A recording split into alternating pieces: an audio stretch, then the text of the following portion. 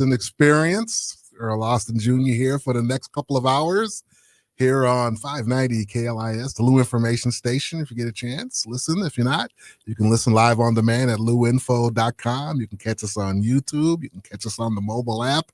All kinds of ways to catch us today. Earl Austin Experience. Got a big show for you today. Of course, we're all leading up to high school football, the state quarterfinals. Is it East St. Was it the semifinals? Is it Ryan Swingler, I believe? Semifinals. Yes, semifinals. East St. Louis Flyers will be taking on Burbank St. Lawrence up there in the north part of the state. A chance to get to the 6A finals if East St. Louis is successful today. Of course, Marie Scott will be on the call. That game kickoff at 1:00. As always, the Earl Austin Experience show is brought to you by Fast Break Auto Transport, St. Louis's go-to company for all your vehicle transport needs. Visit ftautotrans.com or call 636-677-9004. We're going to talk a lot of basketball today, especially college. We're going to spend the first part of the show talking about one of my favorite teams, my favorite college team, the St. Louis University Billikens. And can't think of a better person outside of my partner, longtime Bob Ramsey, to talk about it than my man here, Matt Rocchio. Of course, you can hear him on St. Louis Sports Central. Does a great job, especially on the Billiken postgame show and many other shows. And he's on Hot Take Central every morning. Was it 8 o'clock? 8 to 10. 8 to 10. Yes, 8 to 10. I get a chance to listen on the way in and everything. But like I said, he's a big Billiken, does a great job, not only just covering the team, but he really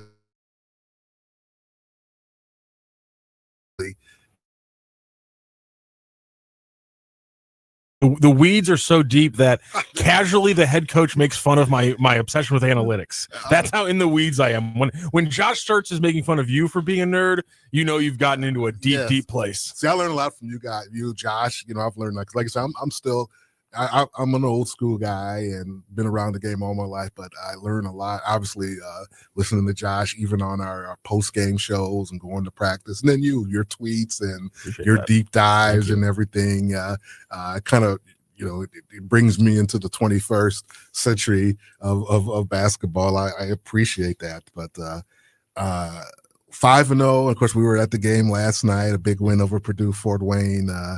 This is building into something, isn't it? It's hard. It's really hard to kind of like feel like where our expectations should be because, things have been so up and down. I was trying to think about it last night. I think this is my 5th or 6th year really being heavy on the beat with the Billikens. And honestly, it's been very up and down. We had, the end of the run there with Jordan Goodwin and everybody like that. And then you had things change over. You have the injury to Javante when everything looks like it's going to finally pop.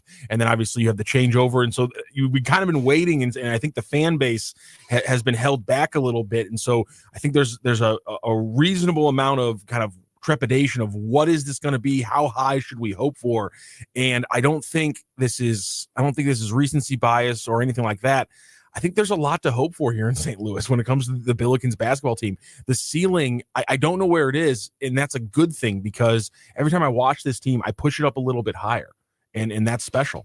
One thing I've noticed, either walking around in the community or you're walking around the arena at halftime and everything, is the excitement that the team has created. I mean, folks come up to me, oh my God, this team is fun to watch. They play so fast. This is fun. So I think creating that excitement within the Billiken community and hopefully the St. Louis community, that's always the hard part, just to create, because like I said, there's pro sports, there's the major colleges on the board, Mizzou, Illinois, and a lot going on that you follow. Everybody's a lot following up. So I think just the excitement and how fast they play it, and they play hard and compete. I think that's something I think we're starting to catch hold here with this basketball community, with this team. I think it's a combination too of the talent and the fact that you have a coach who is so open and communicative with his fan base. And that's the one thing, like I don't tweet out a lot of a commentary when it comes to his quotes. I just tweet out full quotes because he gives you so much I don't want to add to it. And that's honestly the main reason I tweet out the stuff I do, because casual fans just need to listen to Josh Schertz because he gets a little heady at times, but he's really just explaining basketball in such a beautifully simplistic way. And if you listen to Josh Schertz, you will get more confident about this team because you can see this is a guy who thinks about the game deeply. He has tons of connections. Every time you ask him a question, he's talking about other coaches that he's talking to. He's talking about how much of the NBA game he watches. So when you see the talent of the coaching staff, and then if you talk about, you got Anton Gray, Zach Bovair. I mean, this is an incredibly talented staff as well, who then went out and recruited and were able to bring in an incredibly talented group. So it's like everything's there. And then when you break down the roster, it's just every aspect that you need a team to have in 2025 to play winning basketball. They have it: passing, defense, athleticism, playmaking, everything's there. 3-point shooting, of course. Everything's there. There's no reason this team shouldn't have the success. And I know that's kind of getting into some dangerous areas. The bottom line is, for the first time in a while, every ingredient is there for the Billikens to do something special. And I know one thing I really I like about the team is like I said, recruiting the portal, obviously it's a game changer. But it could be tricky because everybody's bringing in 8, 9, 10 guys. Some guys, coaches bring in a whole team, and everybody's bringing in a lot of talent. But I know they're very meticulous as far as fits, pieces of the puzzle, and to get very talented pieces of the puzzle, and then trying to make it fit is always the challenge for every coach that in this new era of college basketball. And early on, even when we were watching practice and everything, I know he was confident that, remember, I think his one quote is, "I think we hit on everybody." And that doesn't mean everybody's all conference, everybody's going to be this or NBA prospect and everything, but I think how they fit their culture and how they want to play, and it looks like that's starting to bear fruit early on. Yeah, when you hear him say that the very first thing they look at, and they don't look at the player's talent or the potential or anything, they have to make sure he's a culture fit, and like that he's somebody they want to work with because he's somebody who wants to work. And to be able to get through that and still bring in this level of talent, to your point, that can mesh. I mean, the team building is really what stood out to me. I mean, you can really mark one kind of, and I don't want to say it's a mistake, it seems like it's kind of been a plan, but like we were talking about this a little bit off the air, other than just not having a true point guard, they've built, like I just said, they've built a roster in an almost perfect way. And then you get guys who have the right sense about winning. And then you got like a guy like Kaluanya who sees the writing on the wall and says, okay, they got the depth because Jax Kerr's incredibly talented. Yes. We're not going to play a lot of two big man. All right, fine. I'll work on my game. I'll be working at free throws during practice all day, which he has been, because that was one of the big bugaboos for him last year. And then next year I can come in when Paul and Robbie have gone, and now the front court is me, Jax Kerr, and whoever else they add. So it's just they have the winners on the court, they have the winners off the court, and that's something me and Rammer were talking about on the STL Sports Central post game last night, and he's talking about this too, which is Q and Dion are guys who have never been on winning teams. Right. Q's been, it was interesting trying to break down what he was going to do this year, because he's a classic case of good player or good stats, bad team. It's like, well, is he leading his team in all 5 major stats because he's talented or because they're not a very good team?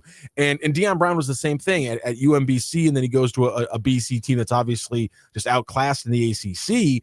And, so it's kind of hard to extrapolate their games, but it's kind of hard to know, can these guys be winners? And I think they've answered the question.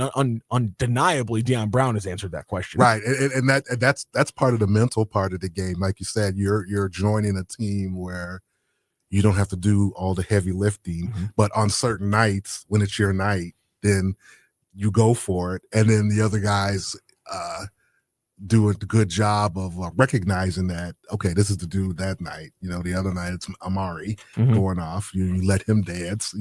Kellen early on with the drives, and I think the total unselfishness of the group, and that's what's going to have to carry the day. If you're going to, like I said, if you're trying to win big, like you say, everybody's got some talent, but I think we've seen good signs that this is going to be the way it is. And I think it works well with the offense and the scheme that Schertz has put together, which is one of the favorite things I love about watching his scheme. Why I was so happy when they hired him to be the head coach, because I knew it was going to be fun to break things down. And this is what I try to do on my Twitter at RockSTL, ROCCSTL, is just the play sets they have.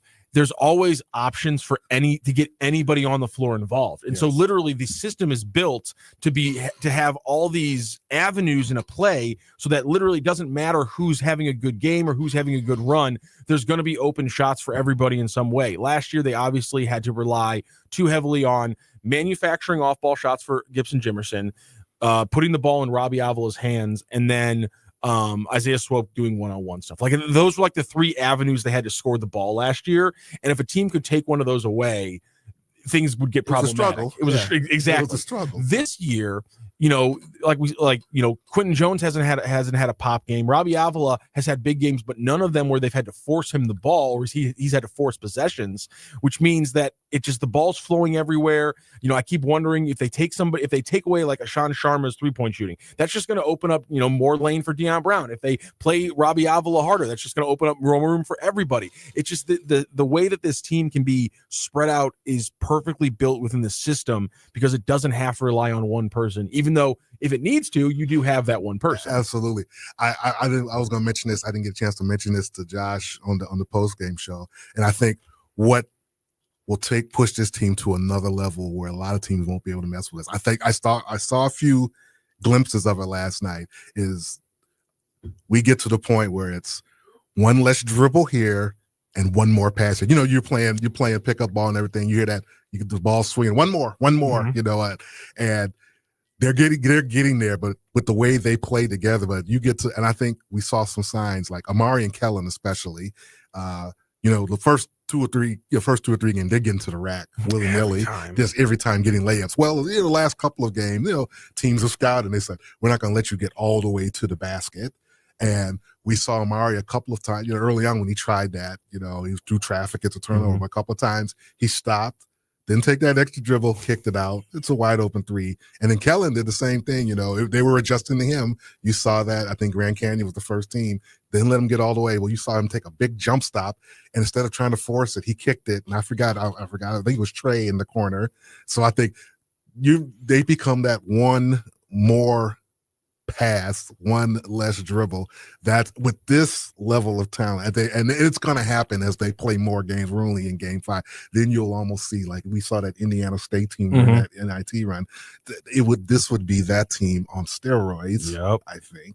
You tweeted out yesterday. There was a thing on Twitter. It was if you had to show anybody who didn't know basketball 2 teams, and one of them you mentioned was the 2014 Spurs. And honestly, I think like this team has that level of spacing and passing across all 5 positions available that literally, to your point, the amount of times during a game, these first 5 games, where I have said to myself or unfortunately out loud, one more pass, because it's always there. Say it on the, you can hear it on the rap, one more. It's always there. There's always an extra pass, and right now they're not always hitting it, but it's there, and they will start hitting it, and that's when this team gets super special. It's like when Paul Otieno and Church has talked about this a lot. I think a lot when we talk about Otieno, I don't think a lot of people realized how different what he's being asked to do at St. Louis is different from what he did at Quinnipiac. And he was great at Quinnipiac, but his job at Quinnipiac was to roll off pick and rolls and then block shots at the rim.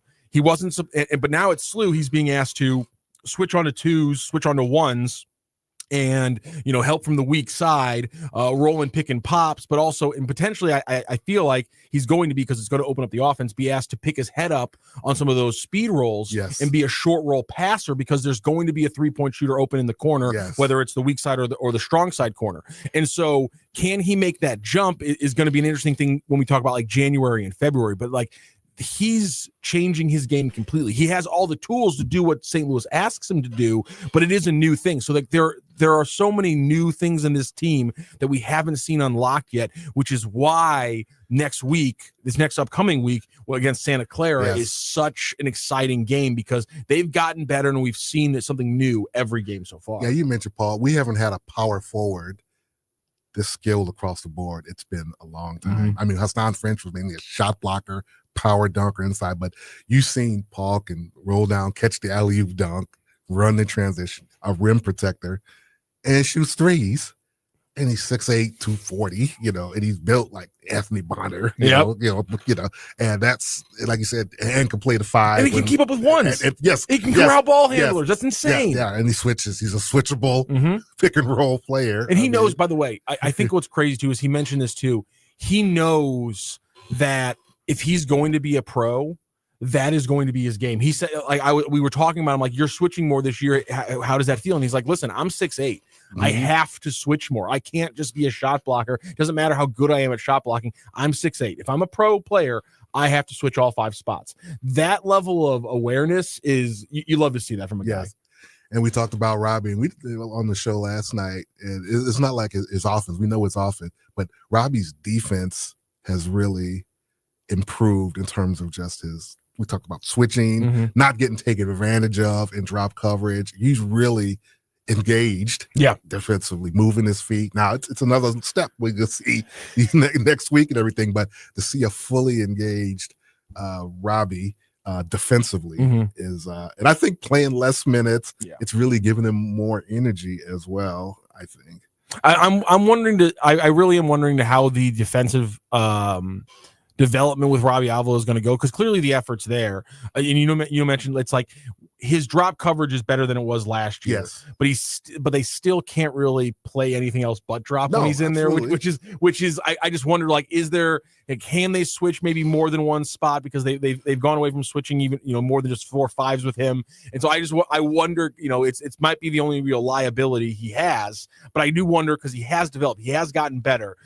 I guess if I'm being realistic, the one thing I would say that I want to see better from Robbie Avila on defense is I just want to see a little bit more on the one-on-one post stuff, because it's such an inefficient shot for most college players, and unfortunately it's become efficient against him. And so I would just like him to just one-on-one. Again, it's not about feet movement or anything. It's just that's more of a strength kind of feel for it kind of thing. That's the one thing. If he gets just a little better and takes away those easy 2s on the 1v1 posts, I'm okay if they have to play drop every single other possession. And there'll be challenges in the league. Like Castro is a dude from GW. He worked us last year. Young man, the twin from Loyola Chicago. They're struggling as a team, but he's a very, very good post player. VCU's got that big moose from College of Charleston last year, who we saw in South Dakota. He could play. Yeah, he can play. So he had some big cats. He's a big dude. So it will be a challenge.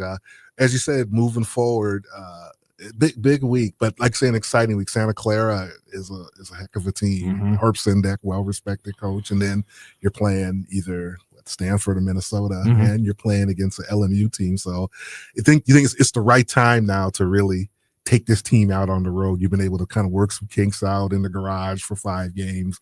Grand Canyon was kind of that first test, but it was on your home court. Frankly, I expected them to really dominate that game, which they did, especially in the second half. So kind of what are you looking for this week? I think it all comes down to, can they play the first half like they've played so many second halves? And it's not just with the scoring. The main thing is something, I don't know why the message that Schertz gives them during the week about not turning the ball over has less effect than the message he gives them at halftime not to turn the ball over, because we've had multiple games where they've had 9 or 10 turnovers in the first half, and then they have like 3 turnovers in the first 15 minutes of the second half. It's just, okay, just do that more often. And that's the big thing, is can they not have the double-digit turnovers in the first half against Santa Clara and LMU? Because if they do that, they're probably going into the half down by 5 or 6 points for the first time this year.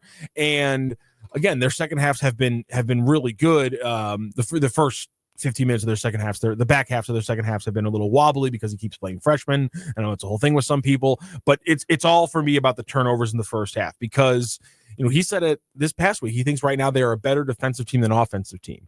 But I think we would all agree that the ceiling on this team is higher offensively than defensively because of who their best player is, primarily. So the only thing holding this offense back is literally the turnovers. So they just have to cut down on that. My thing is that I just, he's having to walk the tightrope of letting guys be creative and pulling the reins back. And so I wonder if we maybe see that a little bit, because, you've got Amari trying to throw a lob where like Quentin, no one was ready for that lob in the early in the second half. That was like Amari, and you have all the passes that Quentin was throwing against GCU, which I have no idea what he was trying to do in a lot of those. You have the fact that I love it, but Deion Brown will just kind of like lose where he is on the court 3 or 4 times a game and just like throw the ball up. Missed, it was funny. He was 9 for 10, 8 for 9. The only shot he missed. It was hilarious that he spun himself completely under the hoop. Basket and threw it up. I said, yeah, you spun yourself out of a bucket. Yeah, it was hilarious. It's the amount of times the guys have just like thrown passes without looking at all. There was one last night where Jax Kerr, and again, he's young. He's not going to be in a lot of the Santa Clara game probably, but he tried to hit Cam Hudson on the backdoor cut, and he turned and flung the ball. He didn't look at any point to see if the pass was open. He just said, okay, the play call is backdoor cut. I'm just going to throw it. It's like, you gotta read the angle a little bit there, Jax. So they got to cut out on the blind turnovers, because how many times are they actually being forced into a turnover? It's not a lot. I mean, there's bad dribbles to your point, but they're ironing out those kinks. Right. Just get rid of the blind passes. Turnovers are out of ambition. yeah, exactly. Just, and the thing is, you don't want to scale it back, because Deion Brown will do these crazy spin moves, and all of a sudden he finds himself wide open under the hoop, and it's like, that's a good thing. But at the same time, he'll also spin himself into some crazy plays and things like that. So it's about finding the balance, and I think that's probably what this next week is going to be about. It's just saying stop turning the ball over is too simplistic and won't work. Trying to pick your moments of when to take the risks, that I feel is more of the emphasis, and that can be an actual tangible way to cut down on the turnovers. Now, like I said, being old school, I love how we're playing offensively and the potential, but I like I say, as a foundational guy, the way we're defending and rebounding, that I hope that continues to be a constant. I mean, we're not going to always rebound 50-24 like last night, but we're rebound and the attention to detail defensively. I think with a team with that kind of offensive capability, that's big for me too, because like I said, there'll be games when the shots aren't falling, but if you can fall, and we won a lot of games last year on our defense. They did a great job last year. Like I said, when you lose players to injury, transfer and everything, and limited, he had to really pull a lot of strings. I think defensively, we really tighten up and we're able to pull out some games. And like I say, you take a team with this kind of talent and they're defending on the same page. It would be huge, I think. They had 3 guys last year who could consistently switch and defend like plus players, and that was Amari, Kobe, and Kalu, because they lost Kellen. They just couldn't lean on him enough because of the playing time.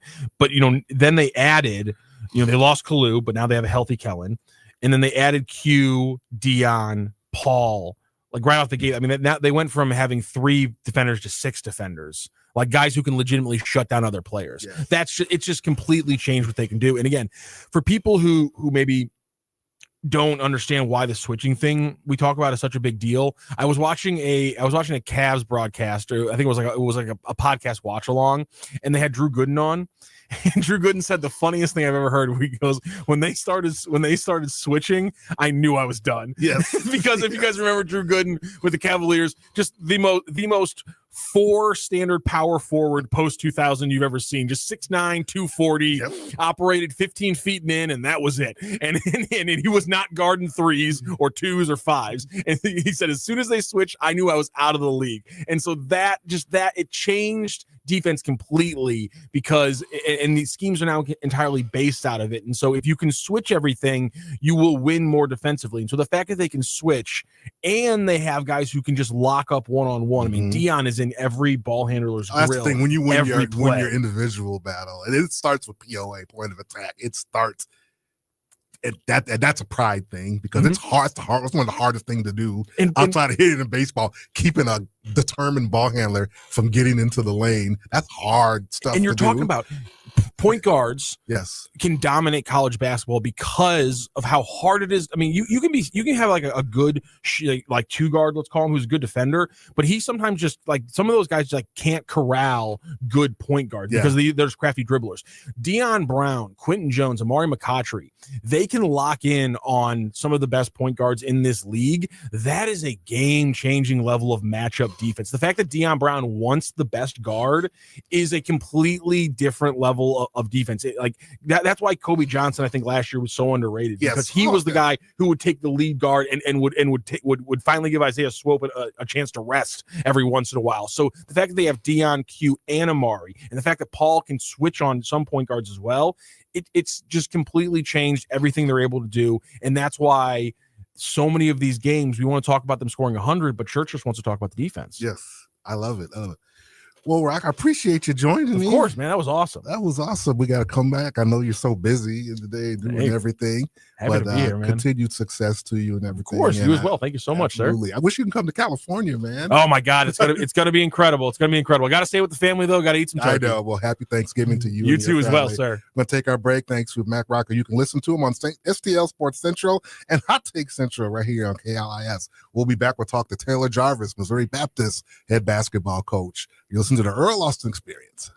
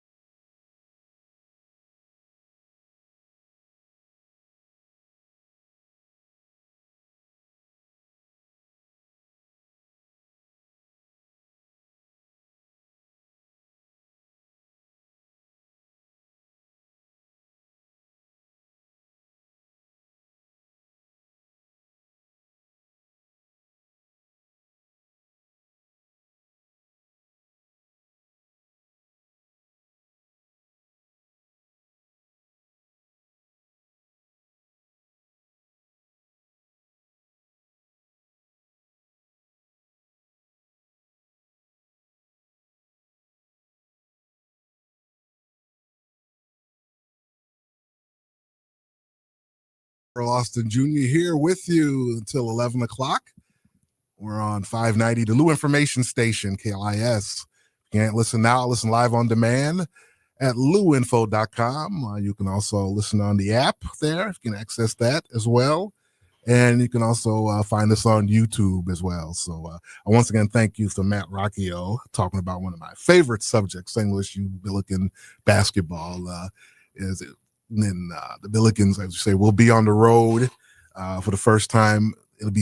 We're playing on Thanksgiving Day, Mr. Ryan Swingler. Thanksgiving Day, we're playing against the Broncos of Santa Clara.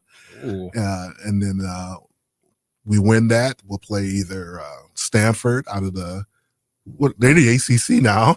Yes, and Minnesota out of the Big Ten. So a couple of big opportunities for the Billikens. You know, Santa Clara is also undefeated. I think they'll be 5-0, 6-0 going into this game, and then they'll stay out west.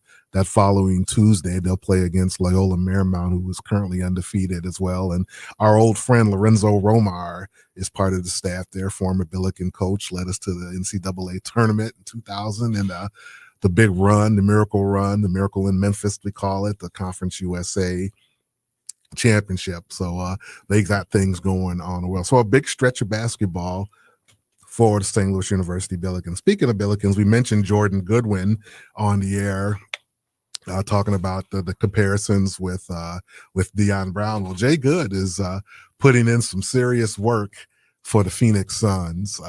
Phoenix Suns are one of the hottest teams in the National Basketball Association. After a slow start, a lot of people thought they were going to be bottom of the barrel lottery team going into the season. Obviously, you trade KD and you get back Deion, you get back Dylan Brooks, and you get back Jalen Green. Well, Jalen Green's been out with the injury, and Book has been playing well, Melvin Booker. But so after a slow start, all of a sudden Phoenix has won 9 of 11. Exactly. There's a lot of teams that are hitting their strides during this early NBA, and I was one of the people that I'm not high on the Suns, but I was always saying they were going to be a play-in team because they have a good surrounding cast around Booker that plays defense, you know? Yes. Royce O'Neal, Dylan Brooks, Ryan Dunn. Then you got the two bigs from Charlotte. So it's like, yeah, I like the team they have.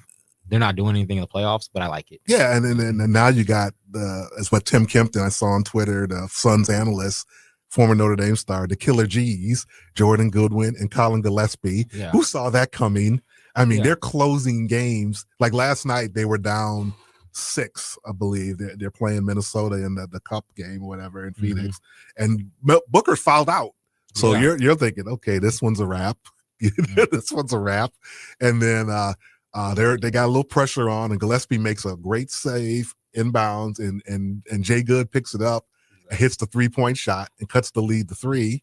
And then next possession, I forgot who. I don't know if it was Ant or somebody drives in. Oh no, it was Julius Randle drove in. Jay Good strips him. Yeah, Jordan Goodwin is just a really good basketball player, man. He's just a good basketball player. Yeah, Jay Good strips him, goes in for the layup, and cuts the lead to 1 for 5 in a row by Jay Good. And then they get another stop, and they get the timeout, and they go to Colin Gillespie, the other Killer G, and he goes in and hits the game winner with 6 seconds left, and they get the final stop. I mean, that's amazing. Literally, and I've been high on Jordan Goodwin since he was with the Lakers, and everybody was saying he had a bad game because he caught the ball from did you see that pass? Yeah. Everybody was saying he was bad, and I was like, man, this guy's so good. He's been closing out games. He's gonna get a contract somewhere else. Yeah, and the fact is, he better stay in Phoenix. See, he was in Phoenix before with the Brad Beal trade. He came with Brad Beal, and then they cut him loose, and I was like, you're not serious about winning. People, how do you say that? Because that team, it had Brad, it had Book, and it had Durant, everything, but not an ounce of toughness on that team. And that's what Jay Good brings to your team. And like you said, now there's a whole bunch of them. And we didn't even talk about Grayson Allen, who he's been one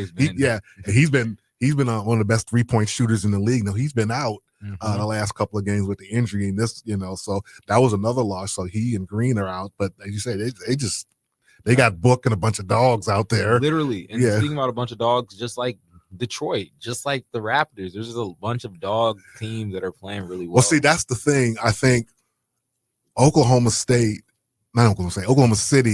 is kind of changing. We're still in a high volume 3-point shooting team and freedom of movement still like that. But OKC has kind of changed a little bit with how physical they play defensively. They just bring bodies at you, check you on cuts and everything. And that's how other young teams are doing. And Detroit's another team that, like you said, that brings physicality and toughness to every possession, and then Phoenix is starting to do it. Detroit, it might be one of the best stories they really are going in the league. I watched a couple of games last week where they won at home, and they beat Chicago, who's been playing some good basketball, and they beat Philadelphia.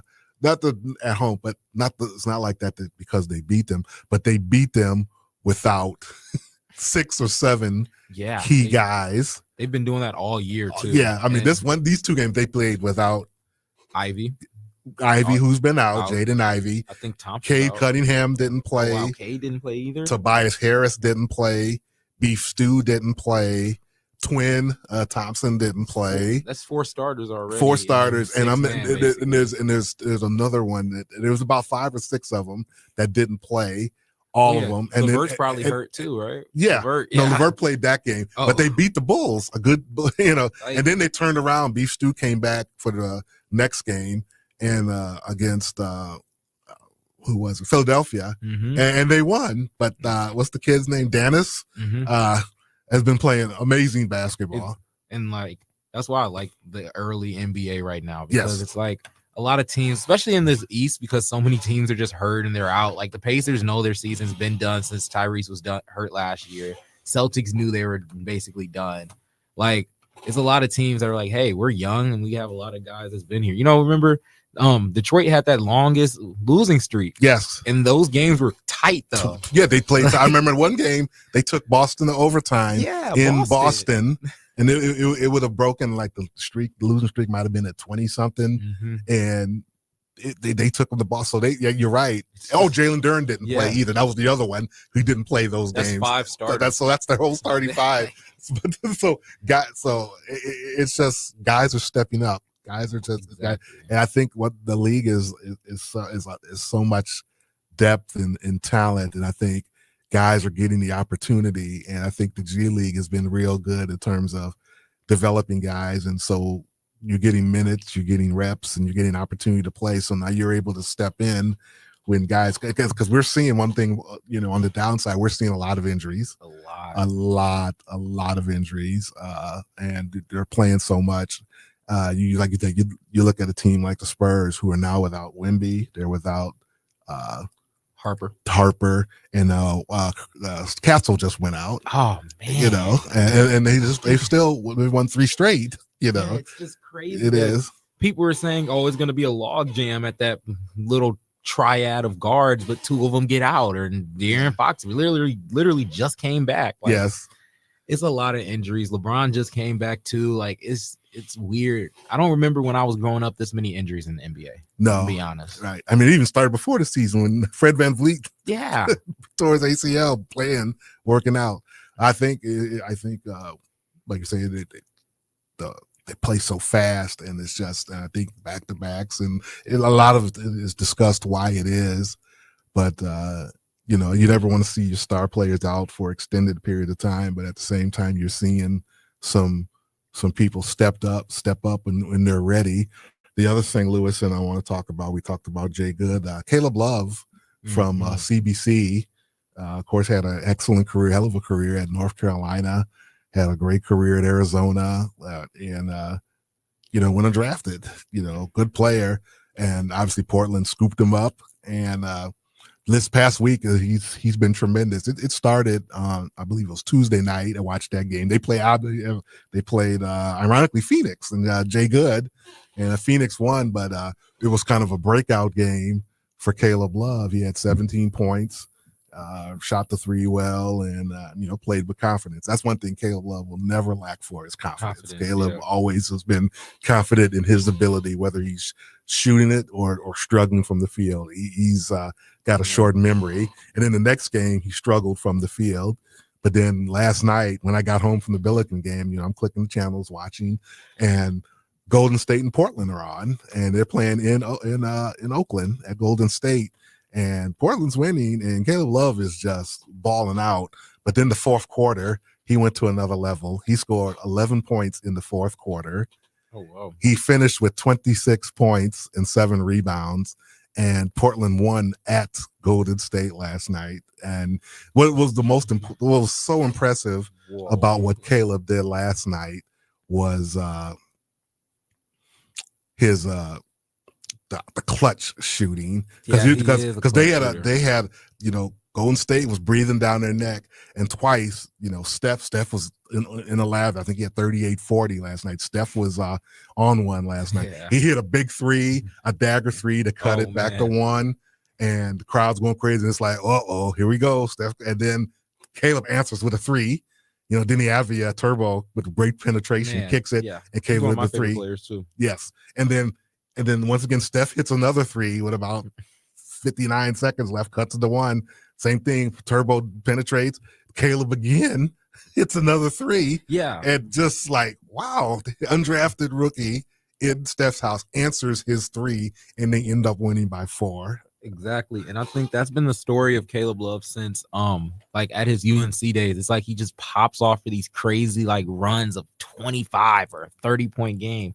And the game before he'll have 7. Yes. And it's like he just has that memory where it's like, oh, it's a whole new game. Like the next time. Because I'm literally looking at the stats. It's like when his shot is falling, he's one of those guards. Like I see it, but it's just like, and they're giving his minutes have been so like up and down too. Right. So it's just they did a good job of when he has a hot hand, they ride it and they do it, and that's that's good recognition. They continue to give him the rock, and these last 43 points in those 2 games. But I think that's really getting your bones. Like you said, you go on the road and beat a great team like GSW. You know what they can do. That was their first home loss, I believe, of the season, and to him step up and make big shots like that, that was fun to see. And the other third player from St. Louis, who we've had an opportunity, who's doing a nice job as a rookie, is Ryan Kalkbrenner. Oh yeah, from Trinity Catholic. Yeah, he is. Yeah, I think. Did you play against Ryan? No, I played against Caleb. You played against Caleb. I think I played against like Ryan in like either an open run once or like that's really it. But yeah, he's and like I said, he was a 2nd round draft pick out of Creighton. He had a great career. No, he went first. Was it? No, he was third. Was he 34th? Was he 34th? Or was he the top of the 2nd? Who, Kalkbrenner? Yeah, Kalkbrenner. Kalkbrenner. I thought he went. What was he? Yeah, he was in the low 30s. I don't know. There's about 30 teams. Yeah, look that up for me. But anyway, Anyway, and where did Caleb go? 34. I'm getting the mix up. Yeah, I don't know why. 34. I think he was the top of the 2nd. And when was Caleb? Caleb was I think he was either late 2nd round or undrafted. Right, right. Yeah, I think he was one of my. Ryan is literally one of those players that I was saying he's gonna be perfect right when he gets there. Like he's gonna be perfect. You can place him anywhere and he'll play. And that's what they need in Charlotte. Yes, he's an unbelievable shot blocker. He's been like that ever since I've seen him play at 15 years old. And it's just translated through Trinity, through the EYBL, through Creighton. Now he's doing it at the highest level. I think he was 2nd behind Wemby. He's getting about 2 per game. I don't know if that's still a change, but he just plays within him. So not only is he blocking shots, closing down the middle, but he's also, like you say, finishing. He was leading the league in field goal percentage. He just does his job and just doing a tremendous job on a team full of good young talent. And they just can't figure it out. It's hard. Yeah, it's hard. And and that's one thing we talked about before we went on the air. LaMelo, what will happen? What do you think? That's interesting. I mean, he's a tremendous young talent. But it's been 4 or 5 seasons now, 6, since he's been there, and he's putting up big numbers. Is he a big tradable asset, or that's a and I think I saw it. I guess he's open to it now. Oh yeah, because it's like Charlotte needs that point of attack defender, and everything. Like I'm looking at their lineups every time they roll it out when they're all healthy. They don't have that defender that they can be like, you guard the best player. Yeah. They don't have that Lou Dort. Everybody needs that. They can't find a Lou Dort, but everybody needs try to find a Drew. a Lou Dort or one of those guys that can really guard ball. But like you say, Phoenix has a whole group of them. They got a bunch of them. And that's what you need. And if you don't have that, you're literally just playing AAU hoop. So that's what they're doing. Charlotte. I mean, they got a lot of young, like I say, Concaniple's one of the best rookies going. And like I say, Brandon Williams, hasn't been there. He's one of the most talented young players going when he's healthy, and he hasn't even been in the lineup yet. And obviously Miles Bridges is a good player. I mean, that's a team at the bottom, but got good pieces, but it's hard to win. Like you said, you need a few other pieces that do other things. You got a lot of guys who can put the ball in the basket, but like you say, somebody's gonna take that responsibility is big, especially on a team that you're going to compete in the playoffs. On our last minute, I guess Miami is a team. Toronto. I mean, other teams in the East, they see the East as there for the taking. It's so wide open right now. It's the teams, and right now the people at the head of the table at the East are the teams that play hard right now. Right, like the Pistons, they die for loose balls and stuff, and then you got the Raptors. They're all just 6'8" and just play ball, and then you got the Cavaliers who they just play hard in the regular season. So I really want to see what's going on, who's going to come out the East, but we all know the West is just a gauntlet. So yeah, no doubt about it. Well, that's going to wrap up our first hour of the Earl Austin experience. My second hour, the easy second hour, Ryan Zetcher's caught in some traffic. I heard there's a big accident on the highway, so hope to have him here in time. If not, we'll continue on here, talking a little sports here, a lot of basketball, high school football playoffs as well. So stay tuned. You're listening to the Earl Austin experience on the Lou Information Station, and you can listen live on demand at louinfo.com.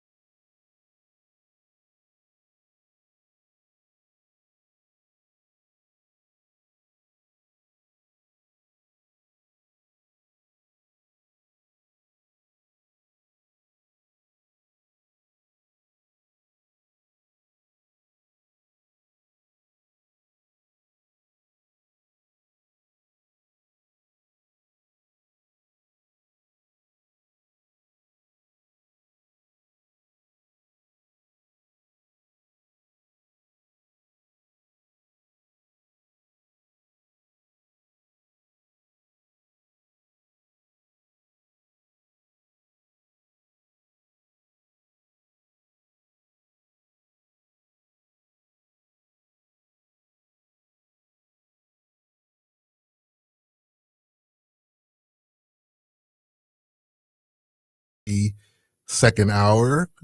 We're 3 hours away from East St. Louis football, which will be live here on KLIS. East St. Louis taking on Burbank St. Louis in the Class 6 state semifinals in Illinois. So good luck to Coach Darren Sunkett and the Flyers as they try to march toward another state championship. Of course, Maurice Scott will be on the play-by-play.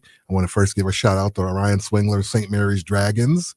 They defeated Parkway North last night in the state quarterfinals, Class 4. So congratulations. Yes, and sir, before I go to Ron, let me tell everybody who's playing today. Pattonville at Fort Zumwalt West in Class 6, Fort Zumwalt North at Cardinal Ritter, Class 5, Festus at Sullivan, Class 4, Dexter at Live for Life at Melville, Class 3, CBC at Jackson, a big one in the Boot Hill in Class 6, and Kirkwood at Farmington at 1 o'clock, Class 5. I'll be headed to Farmington myself for a big girls basketball shootout.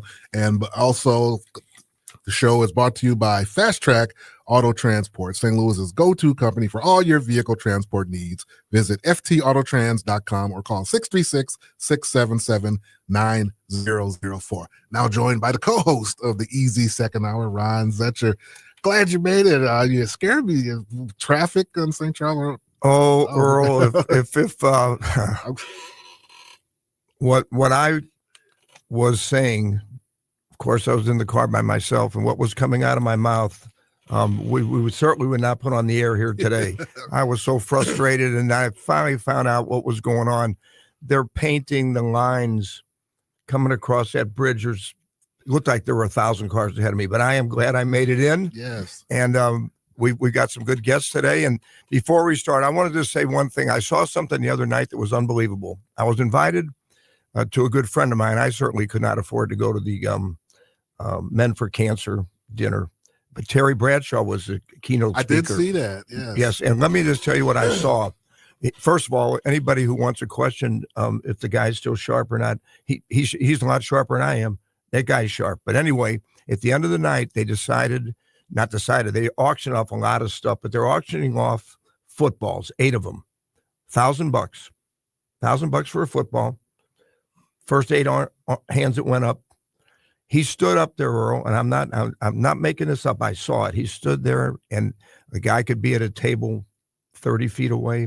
Perfect spiral, bingo, right in his hands. No. He can still sling it too. He slung it, Earl. I mean, all 8 footballs, and they were all on the money. I mean, not even close. And I mean, he's throwing at these guys sitting at tables. You know, they got drinks in their hand, and it was. I walked out of there. I just couldn't believe it. Some of these high school kids should have seen that. Those guys probably went back to their childhood. Look, Terry Bradshaw threw me a football. Yeah, 77 years old. Anyway, we do have a really storied guest. Is he ready to talk to us? Yes, sir, he is. Good morning, Jim Lemon. Jim Lemon, the storied Hall of Fame athletic director, football coach, and just a legendary John Burroughs gentleman. And I want you to say hello to Earl Austin here too, Jim, okay? Okay. Hello, Earl. Good morning, Jim. Thank you for joining us. It's very nice. Well, it's very nice that you took the time out this morning to visit with us. And I just want to start off a little bit telling our listening audience, Jim Lemon, not only was he a great football coach, Earl, but his first, we went to high school in Western Hills High School. He was a football player, linebacker, and a fullback. And he was a captain of their football team as a senior in high school. Then he goes to Dartmouth, pretty good school academically. Yes. Well, then he does graduate work at Harvard. Jim, you're talking to a guy here who struggled academically his whole life. You are really something else. And then why don't we just talk about your transition from Harvard to John Burroughs and how all that happened. And then you went to Cornell for a few years and then ended up back at John Burroughs.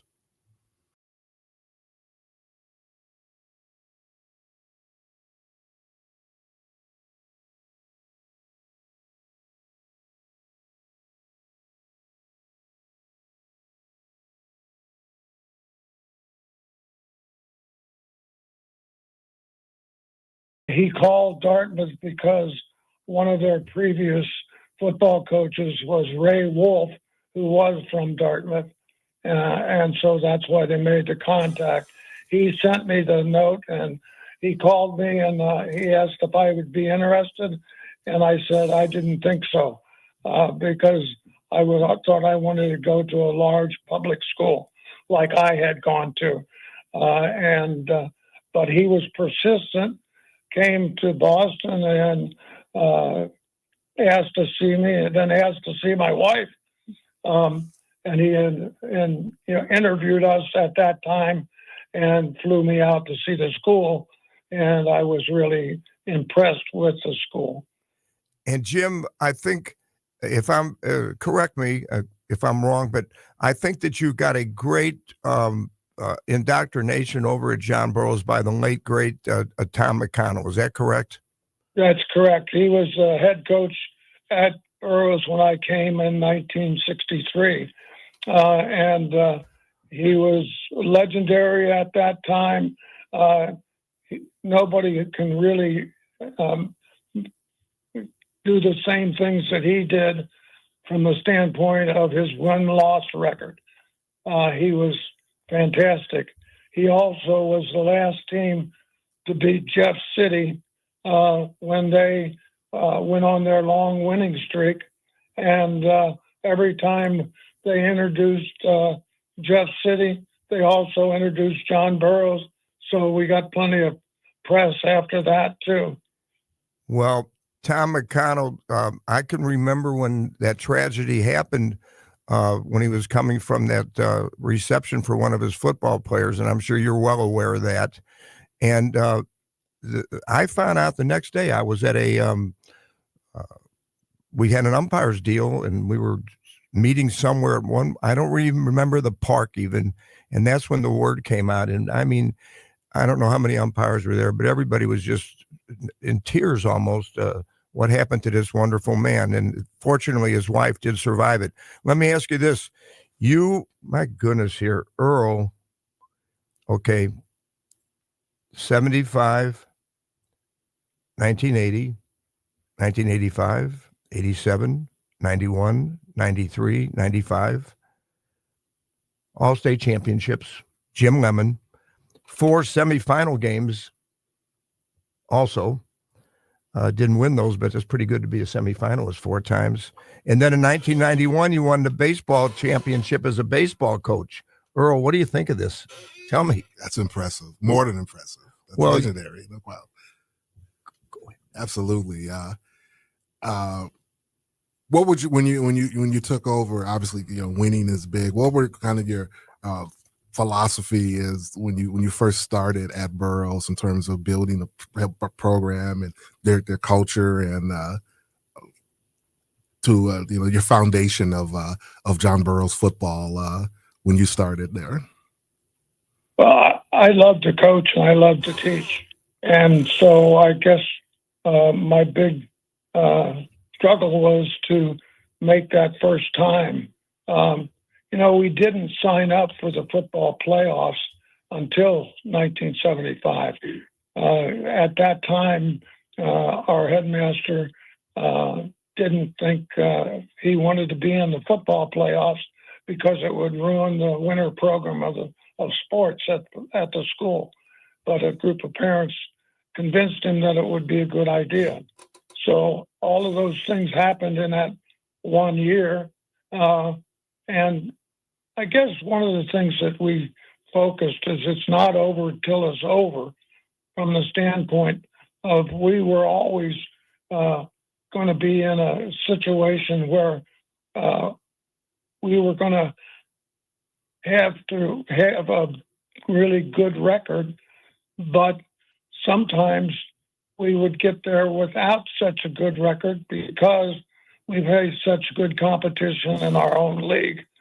So we always kept it going, even if we took some losses in the early part of the season, because of the fact that we knew that we could get in because of the type of competition we were playing against, and we were in a different class than some of the other schools in our league.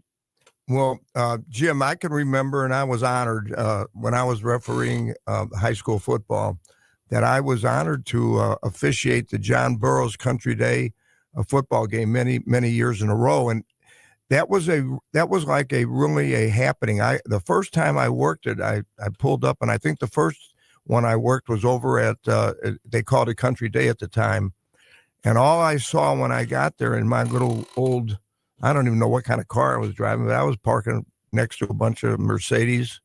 And the parking lot was filled with cars that I never dreamt of even seeing, more or less driving. And those games were just unbelievable, and the crowds were just unbelievable. But you guys all got along, and you and Ron Holtman were very, very close, weren't you, Jim? Yes, we were. I spoke at more than one of his banquets from the standpoint of honoring him as different classes did at different times. And it was a real privilege for me to talk about him and for him. And the most recent time was this last Country Day or MICDS and Burroughs game, where Ron's wife came out and I came out, and we were all at MICDS and had a wonderful time watching the game and at the same time being out to have the coin toss.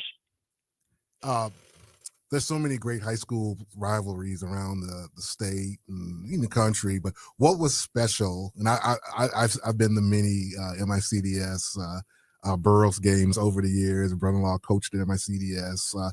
What made this special for you?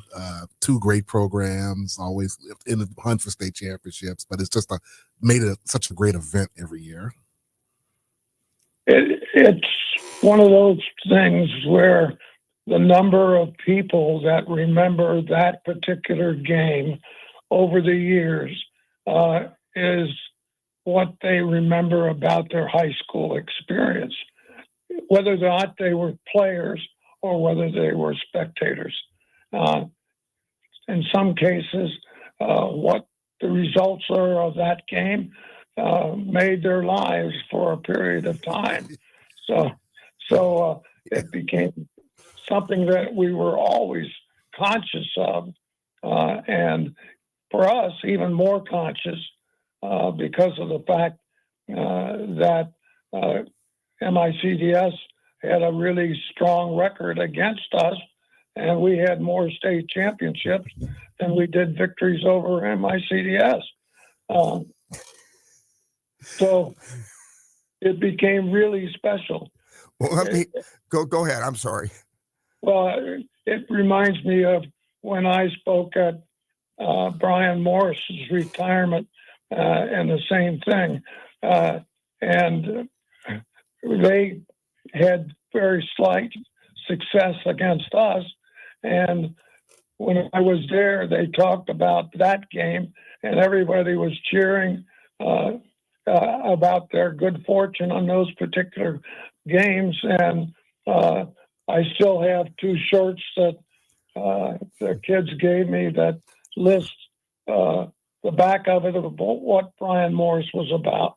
Let me tell you, oh my goodness, you mentioned Brian Morris. I worked with Brian Morris a couple of summers, Jim, at a summer camp called Sherwood Camp.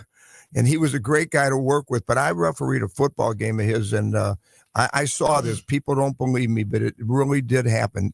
His quarterback got absolutely unloaded on, and this kid is laying on the ground. And you know how Principia was at that time as far as medical and everything else. Yes. I'm the referee. I'm standing back there with this kid. And Brian Morris walked out on that football field, and he talked to the kid. He said, "Come on now. Come on. You're going to be all right." Listen, that kid got up and walked off that field. I saw it. I know. Jim, it was unbelievable. And what a great guy he was. But I'm going to say one thing to you right now, and I'm going to forgive you. But you guys took one of the greatest Ladue athletes away from us when Chip Walter came over to John Burroughs. Oh, did I love that boy. What did you think of him, Jim? Oh, he was one of my favorite athletes. You know, he could have been a college athlete in football or baseball as well as basketball. And I know his love for basketball and his love for Mizzou was the, guiding light in where he chose to go to school and what he chose to play. I tried to encourage him, to go to one of the Ivies where he could play more than one sport. But he was bent on playing basketball at Mizzou, and we couldn't talk to him otherwise. He's a great kid. I know he's a young adult.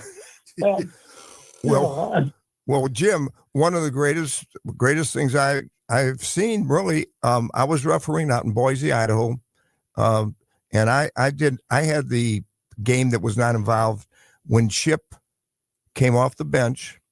I saw it because I was not refereeing, and hit 2 or 3 threes against Bob Knight's Indiana to win that game. I was sitting there like it was my son. I was so happy. I couldn't clap or anything. Yep. I'm sitting there as a referee. I'm going to referee a game later on.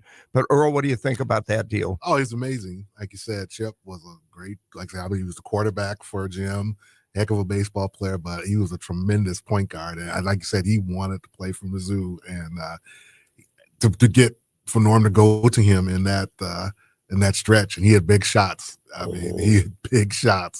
Chip was a baller. Yeah, Norm told me one time, he said that little guy walks into the gym when he's a freshman. He says, "I want to be a walk-on." And Norm said, "What the hell do you do? Look at you." And Norm said, "Man," he said, "I never seen a kid work like that." He said, and I think after his sophomore year, Norm called him in. He says, "Hey, you're on full scholarship now." Isn't that something? Yeah, that's great. But it's something that he deserved. Because he worked hard for it, and I'm sure it made his life. Very much so. So can we talk a little bit about some of these? The ABC League. Let's talk about that, Jim, and all the great coaches that won state championships. Besides you, of course, we know what you've done and what Ron Holtman. How first of all, how about the old basketball coach and the athletic director over at Priory, Marty McCabe? What would you say about that guy, Jim? Marty was just a class act from the standpoint of he gave his life for Priory, and he was somebody you admired just because he was the way he was. He competed, but at the same time, he was always a really nice person, and he was nice to all of his players and all of our players as well. And that set the kind of tone that was in the ABC League at that time. Coaches that respected each other and respected what the games were like and what they were about. And that the most important thing was more how you played the game rather than whether you won or lost. Another one who my brother-in-law played for, Mike Russell at Lutheran North, had a lot of great success. But like you said, whenever my dealings with a very nice man to deal with as a media member. Yeah, Mike Russell was super. Mike and I were close friends, and he was in the same kind of vein as a baseball coach and as a football coach. And Carl Holston, who was his chief assistant, that's the other thing that's a little bit different. Our staffs were, if we had 3 coaches at the varsity level, that was enough. So, as opposed to now where there are a large number of people on all those staffs. Can I ask you quickly? Was Western Military Academy still in the ABC League, Jim, when you started coaching over there at Burroughs? Yes. I went over to Western Military when they had their auction. And we actually bought some things from them at that time. And I went over with one of our maintenance men and to see what they would have. It was one of the saddest experiences that I had to see something that was such a wonderful school in its time that, folded. And it folded because it was family owned and they couldn't accept gifts because they couldn't give tax exemptions. So in that sense, it just happened. And it had fallen on tough times by that time, but at the same time, you remembered what it was. I have a full disclosure real quick about Western Military Academy. And I'm going to share this with everybody. It's no longer a secret because I'm old and I don't care. But when I was in the 8th grade, they told my parents that if I continued to act the way I did over in Hanley Junior High School, they were going to get rid of me. So in the 9th grade, about the first month of school, I misbehaved, and they literally told my parents he's gone. So my mom and dad, they didn't have a whole lot of money, but somehow or another, they sent me over to Western Military Academy, Jim, as a freshman. And I got there right around October. See, school had been going on. And I walked in the first day. I'll never forget. I was a little smart aleck kid. And this man walks up to me with a uniform on. He says, "Are you new here?" I said, "Yeah." Boom. Boy, I got a whack. He said, it's yes, sir, bud. And man, I learned a lesson the very first day there.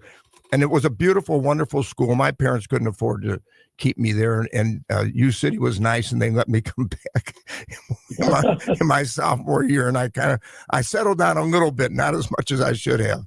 But that was a beautiful school, Alton, Illinois. And wow, they turned out some wonderful people there too, by the way. Earl? Yeah. It was a scary ride to it because of the bridge. Yes. Oh my God, the bridge. Well, not only was it a scary ride, hey, Jim, not only a scary ride because of the bridge, it was a scary ride because I knew after Christmas I was going back there again. And you better behave, buddy boy. And I remember playing as a freshman basketball player over at John Burroughs and Country Day, and I had a coach by the name of Don Rumley. I won't get into it with him. I loved him. Boy, did he straighten me out every single day of my life. But it was worth it. It was worth it. Good.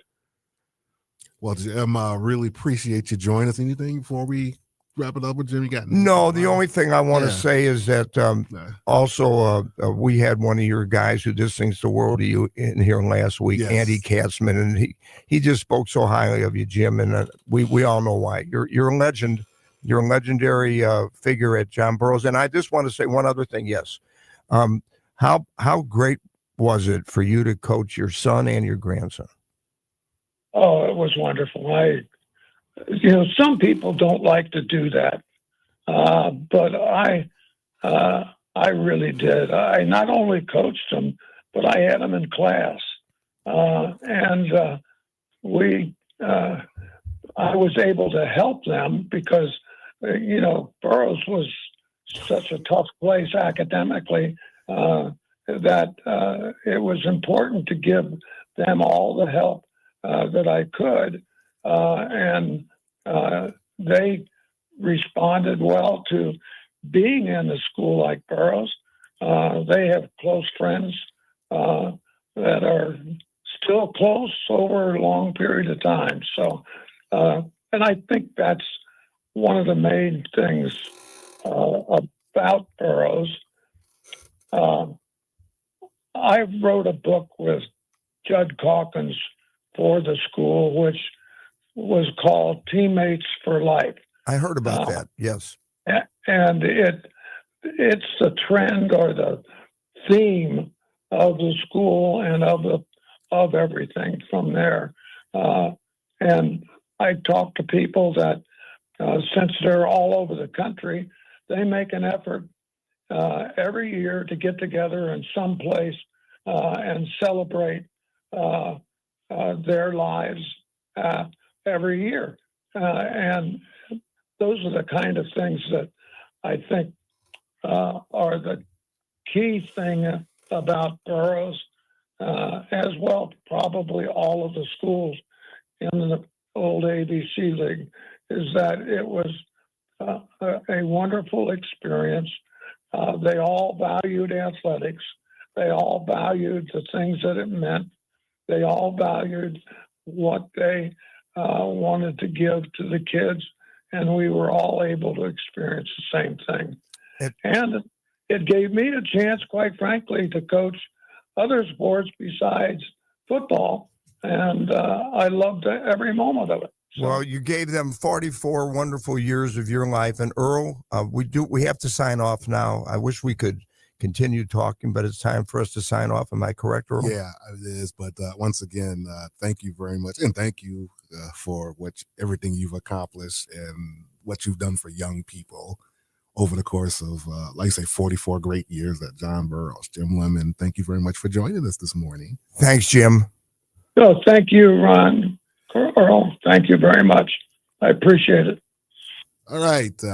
We'll be back up with another special guest. The Easy Second Hour returns after this break.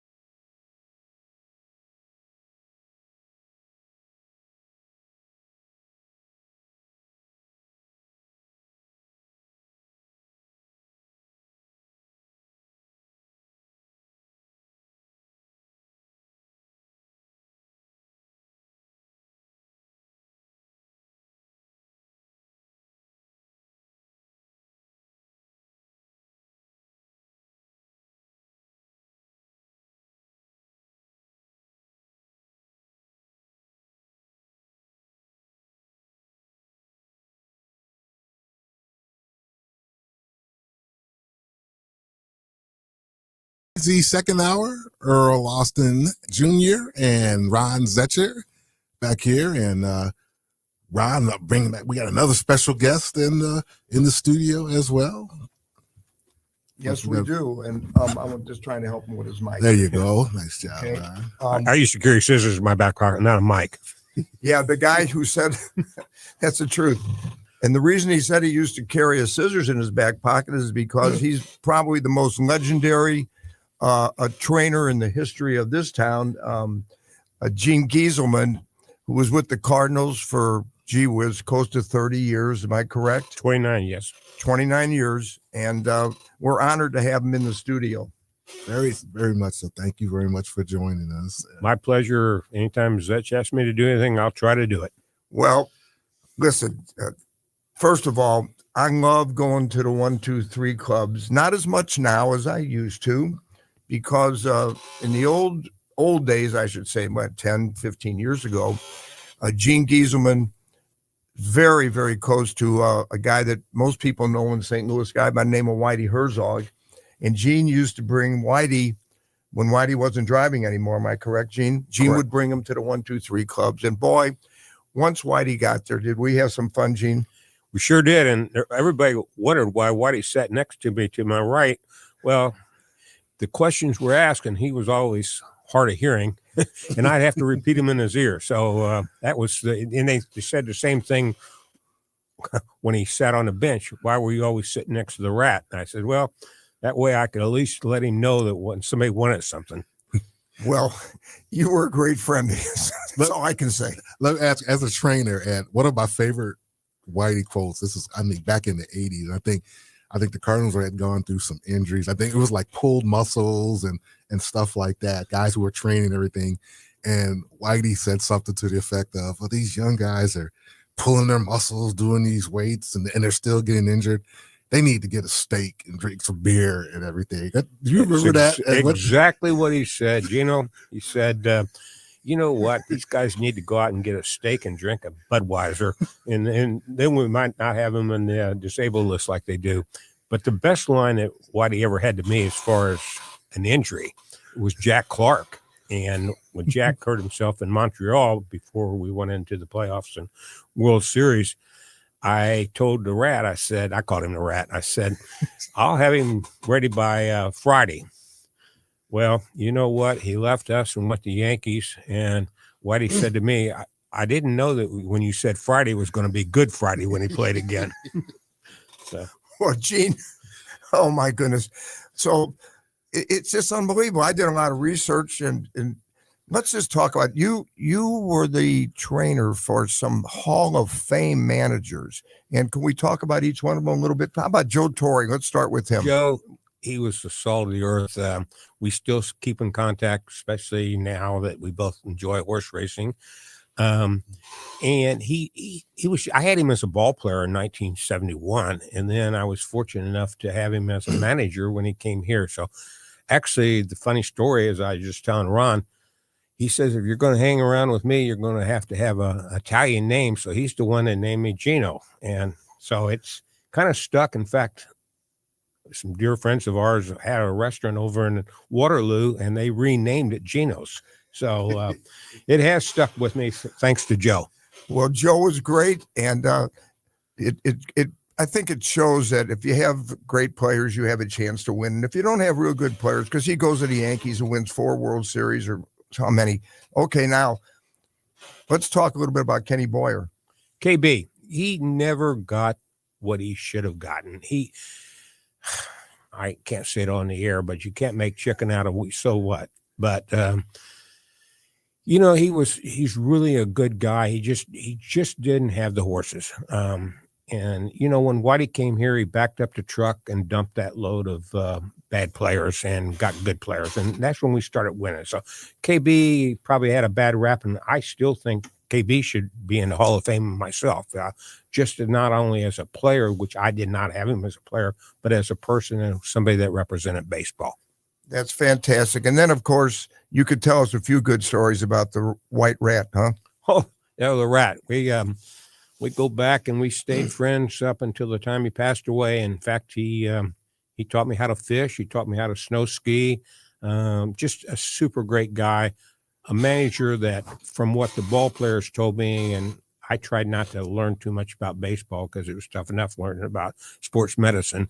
But they said he was basically almost 3 outs ahead of almost everybody that he managed against. I remember we were in Atlanta, and Bob Horner came up to bat, and Whitey gave him the 4 and walked him and put the bases loaded. And we won that game.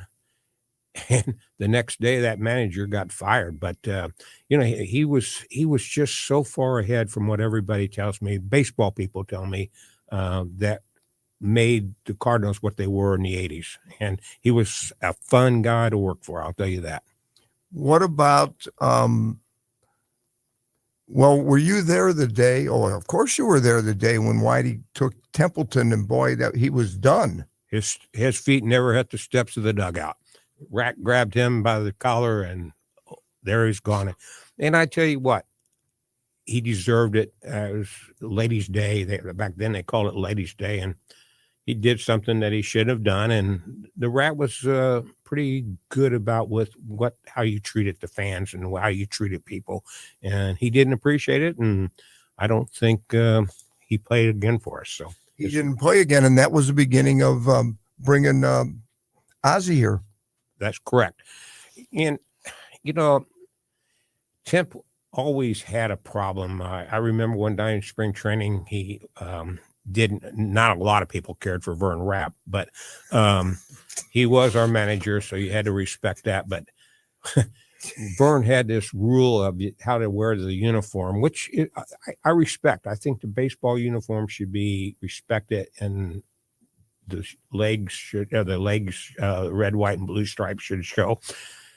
Tempe wore a pair of Converse tennis shoes out to play shortstop one time in spring training, and that just set the tone with Vern. But a lot of people didn't agree with what Vern how he ran the ball club.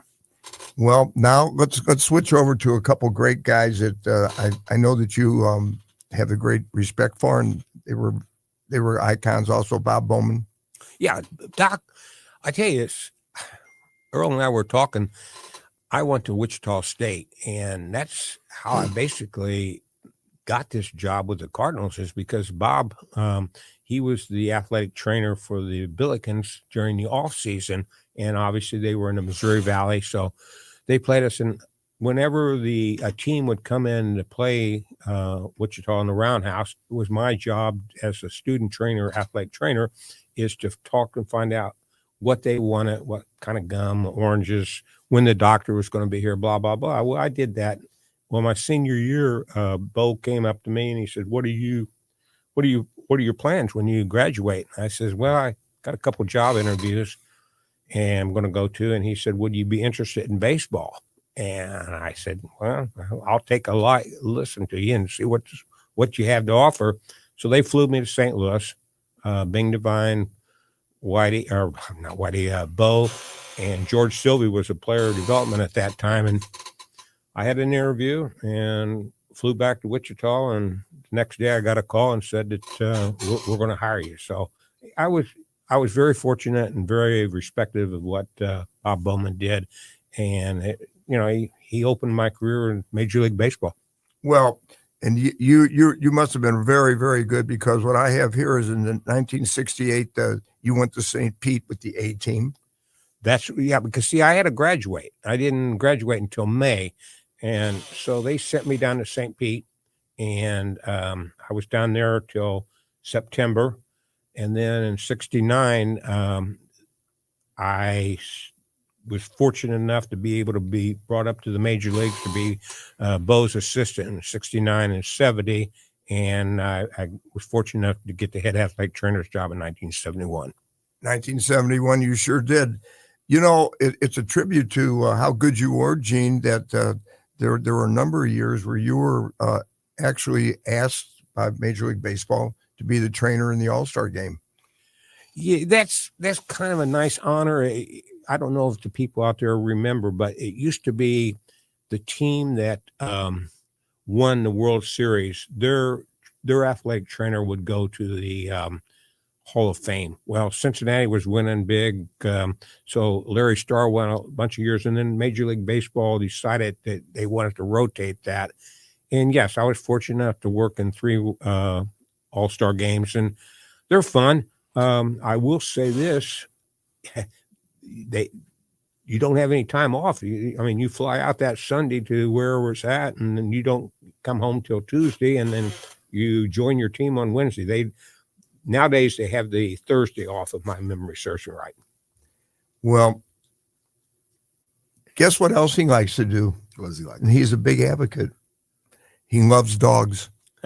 That I do. In fact, when I was asked to leave the Cardinals in 1997, my wife and I, Rosanna's just a wonderful dog lover too, we opened up a place called ARF, Animal Rehabilitation Foundation, and we took underwater treadmills, ultrasound therapy, and we had an indoor swimming pool for them to exercise, and it was very, very rewarding. I will say that. And we had a dog come in on a stretcher, and he left walking, and I told Rosanna, I said, I might as well trade my scissors in for a handkerchief, because that was just really an exciting thing. Unfortunately, because of the state of Missouri, which is probably right, they required me to have a veterinarian in sight of any dog that was either swimming or whatever.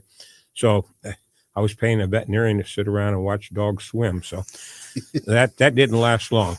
No, that's not a great My deal. wife would love you guys. Like I said, she's a dog lover from first day, and I met her. I never had any interaction with dogs too much, but now I'm one too, and it's amazing what they do for you.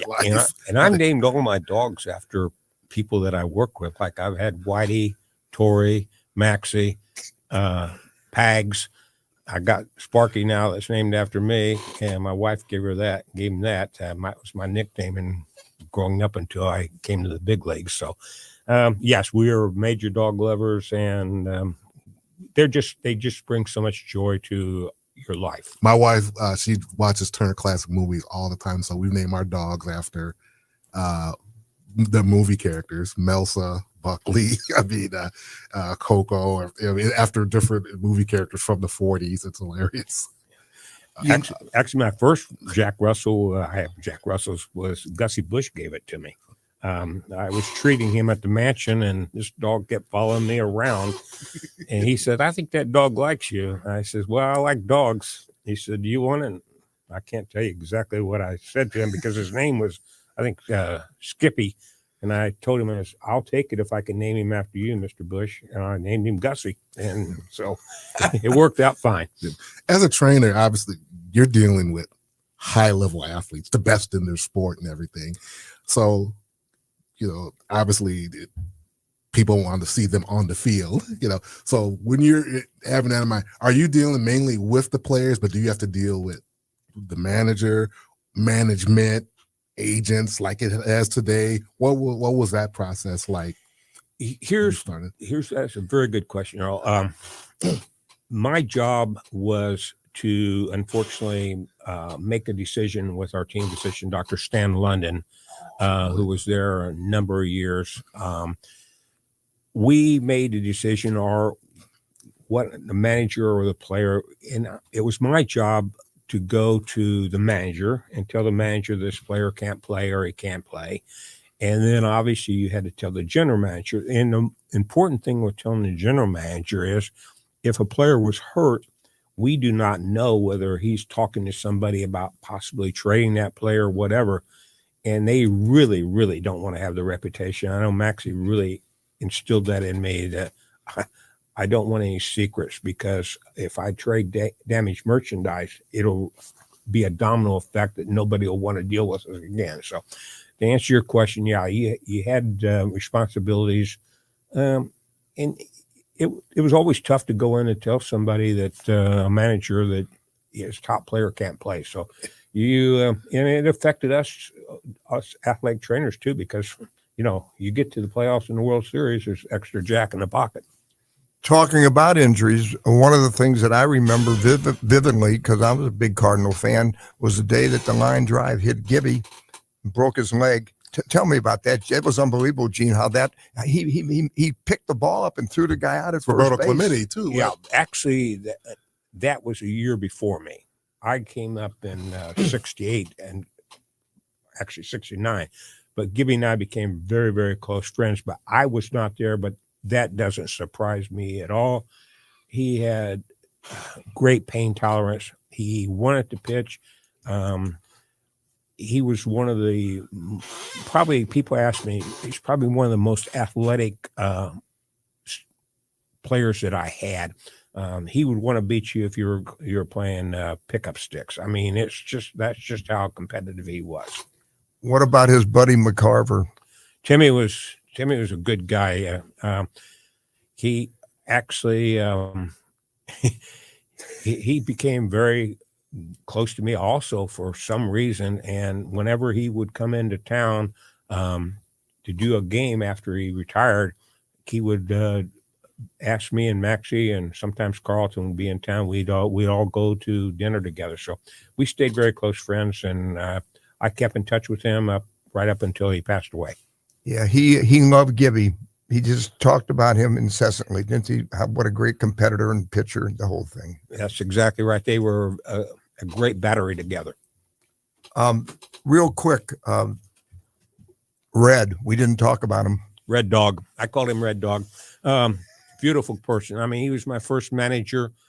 He not only was good to me, but he taught me some of the insides and outsides of baseball, some of the so-called etiquette, unwritten rules. He took me under his wing and really took good care of me. I was only 22 years old or 20 when I was a head athletic trainer. So it took people like Gibby, Red Dog, McCarver, Maxie, Joe Torre when he came here. They all kind of helped me develop into being an athlete, not only somebody to take care of injuries, but how to be a person of good stature in baseball. Yeah, and real quick, when you were talking before and you mentioned Stan London, not only was a great doctor, and I think he was an unbelievable athlete. I mean, beyond.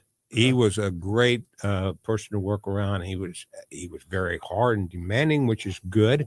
But this is a crazy story. You would know that I worked with him every day, but if I go into his office and he had that white coat on, you don't talk about the weather. He was all strictly business. And that's, I respected about him a lot. He was an excellent handball player. So, and a good athlete. I guess he played basketball at Washington University, from what I learned.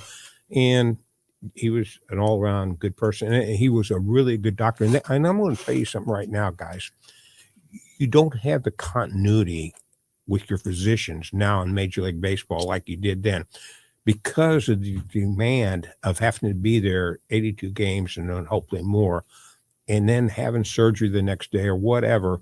They kind of split it up amongst themselves in the groups. With Dr. Lennon, just like the sun came up, he was going to be there. Well, we love to talk with you. We can spend all day with Gene. Obviously, so many great stories of so many great players. We're about to wrap it up here for another edition. Thank you very much for joining us. It's my pleasure, and I want to wish you all a happy Thanksgiving and a wonderful holiday season. It's always enjoyable to be able to talk about the good times in my life. Well, Absolutely. also, I would just say this. I would like to extend at a later date an invitation for you to come back. Absolutely. Happy Thanksgiving to everybody out there. I won't be in the studio next week. I'll be in California with the Billikens. I'll be back in 2 weeks. Ron will be with you. And we look forward to another edition of the Earl Austin Experience. Happy Thanksgiving, everybody. We'll see you in a couple weeks.